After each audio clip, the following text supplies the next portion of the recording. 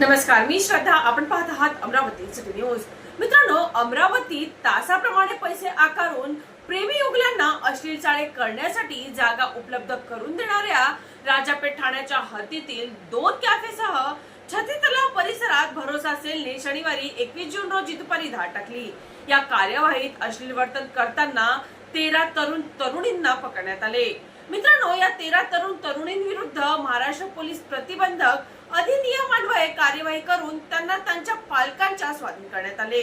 मित्रांनो, पोलीस आयुक्तालयातील भरोसा सेलने शनिवारी दुपारी राजापेठ ठाण्याच्या हद्दीतील बर्गर लँड व फ्युजन बाईट या 2 कॅफेसह छत्री तलाव परिसरात धाड टाकली.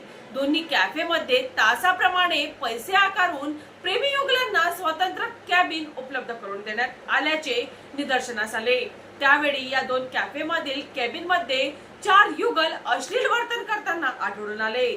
बर्गर लँड मधून 3 तर फ्युजन बाईट मधून एका युगलाला ताब्यात घेण्यात आले आहे.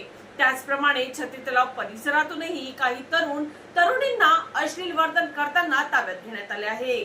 चला तर मित्रांनो, पुन्हा भेटूया नवीन बातमीसह. तोपर्यंत पाहत रहा अमरावती सिटी न्यूज.